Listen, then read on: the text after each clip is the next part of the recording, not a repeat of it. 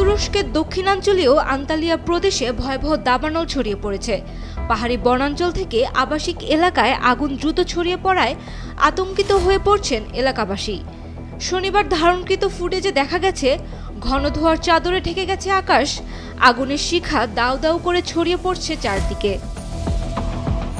আন্তালিয়ার আলানিয়া জেলায় প্রথম দাবানলের সূত্রপাত হয়। ওদের স্বপ্ন পূরণে পাশে থাকতে পেরে আমরা গর্বিত। পরে পাশের আলোকসূতেও নতুন করে আগুন জ্বলে ওঠে।